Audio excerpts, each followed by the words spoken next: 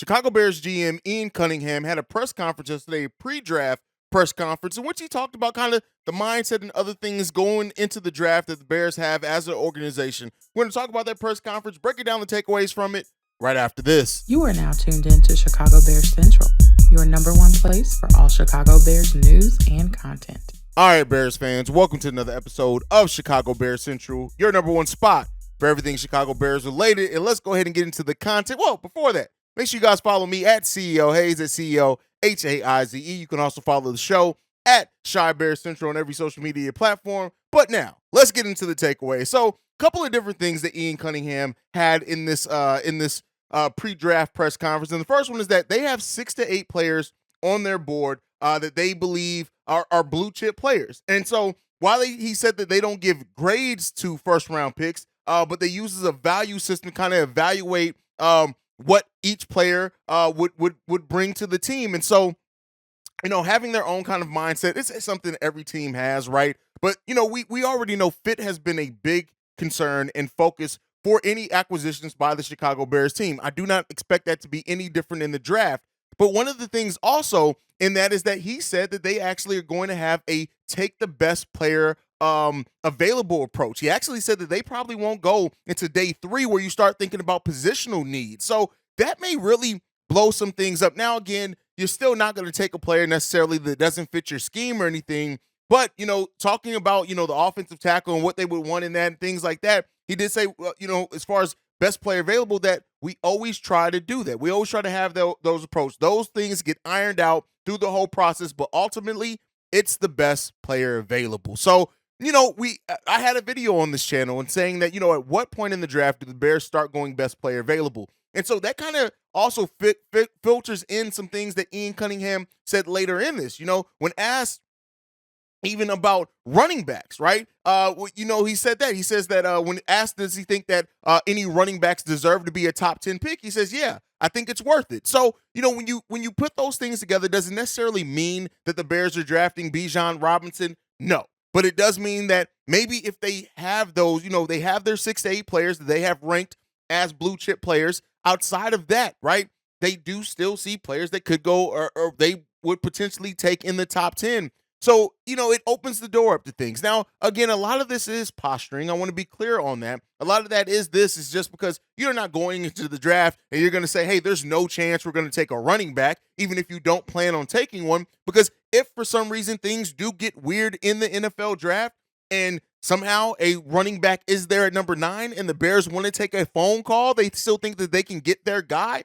You don't want to say, hey, there's no way we're gonna draft a running back, because then teams may wait till after you to do that. So, again, it's a lot of posturing in this. I want to be clear in that, but we're still going to break down what was said in that press conference. He also talked about as far as trading back at number 9 and what the best case scenario would be for that. And he says this: when you're looking at the board, you've got to have a feel for what those team needs are. You kind of have to weigh where we have guys versus what other teams' needs are and kind of weigh how far we would want to trade that. So it really comes down to kind of what we've been saying here, what the speculation has been. Yes, the Bears are going to be willing to trade down, but they're going to be willing to trade down if they can get something back and still truly feel that they can get their guy after kind of filling out where the draft is going. If they can still get one of their guys at that lower position. And so, when hearing the Bears, with the trade back scenario with the Steelers at number 17 and things that have played into that, if the Bears top 6 guys, 6 to 8 guys that they have, right, on their board, if they're gone for some reason by the time the Bears pick at number 9 and the next ring up to that, they feel they can get at 17, they're probably going to trade down. But this is something that we all knew, right? But again, it's good to hear the GM that is their mindset, that, they're looking at things, fairly, really not going into the draft. They have plans going into the draft, but really not going in with a, hey, no matter what, this is the guy we're taking, right? And then don't have a backup plan. So the Bears are doing their due diligence, and one of the things also in this is he was asked about Jalen Carter, and he said this, Ian Cunningham, Jalen's a really good player. I think he's one of those guys you covet just in terms of being one of the better defensive players in this class. He's active, he plays hard, he's physical. That last part was in response to asking if Jalen Carter fits Matt Eberflus's hitch principle, so it seems like they understand the fit there. And this is kind of in line with things that we've seen recently as far as the Bears linking to Jalen Carter, saying that if he's there at number 9, they're going to take him. Again, Could a little bit of that be posturing?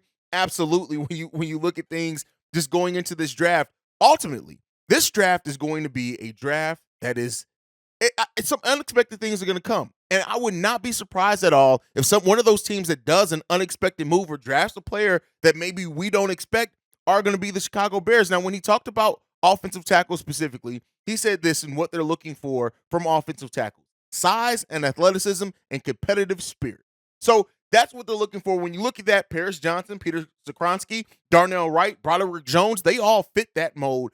Absolutely. So they're going to have their chances. But one of the things just coming out of this, right, hearing that the Bears are going with a best player available approach, it really does kind of open that up a little bit, right? When you look at Devon Witherspoon, right, when you for the people that have talked about Jackson Smith and Jigba, while I still think there's no chance that the Bears draft a wide receiver that high in this draft, hearing that they have a best player available approach, it really puts those things into question. And that's really what this press conference was about, right? Do not overlook how important this press conference was for posturing, for those potential deals that may come available on draft day. It's as much for us as fans as it is for the other GMs around the league who are going to be on the phone during the draft to try to get their guy to say, if teams think that the Bears are willing to do whatever at the number 9 pick, right, just draft the best player available, that's going to open the deal to more calls for that number 9 pick if a team's guy is there.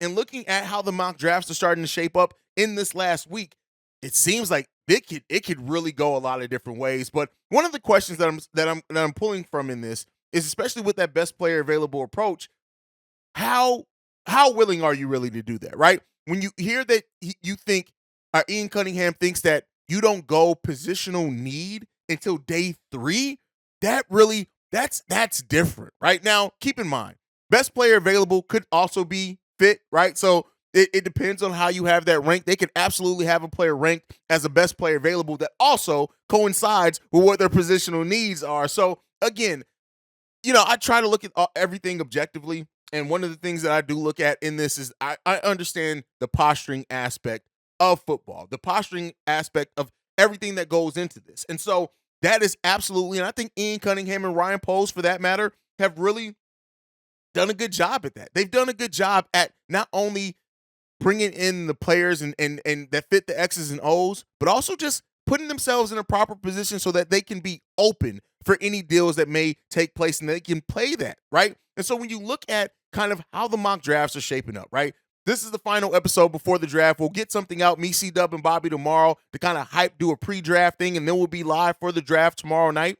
But one of the things that we're looking for in that draft, looking at the recent mock drafts, almost everyone has Bryce Young going to the Carolina Panthers at number 2. They're starting to see some Will Anderson Jr. going to the Houston Texans at number 2 as well. I said that wrong. Bryce Young going to the Carolina Panthers at number 1.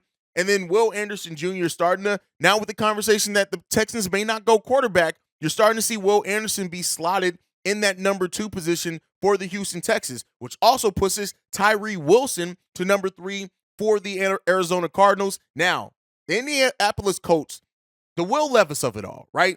Are they going to go Will Levis there at number 4? And if they do, what does that do for the latter part of the draft?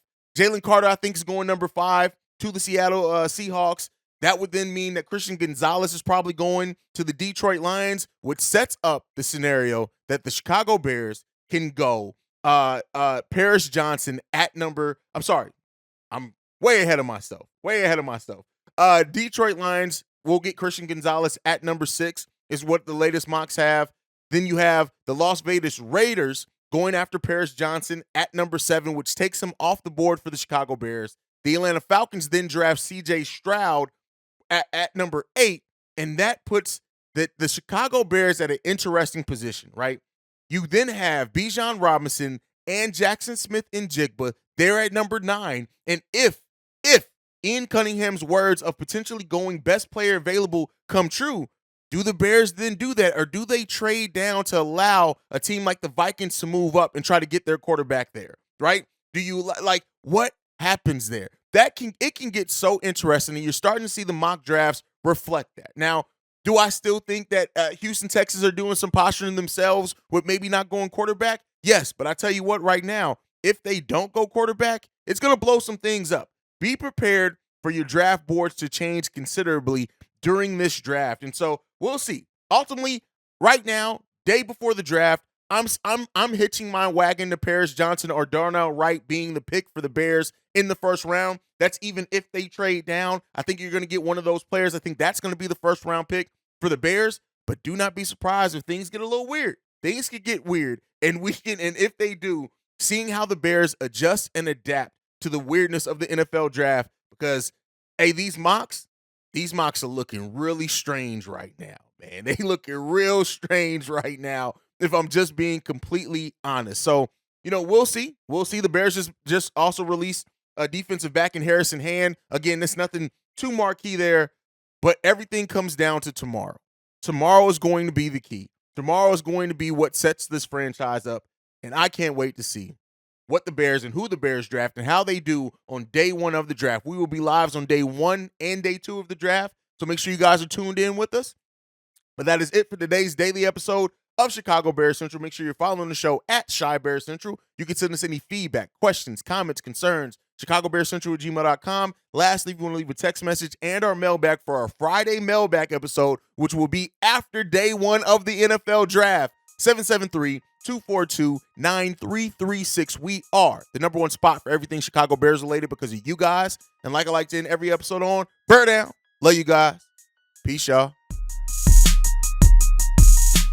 This has been a presentation of the Break Media.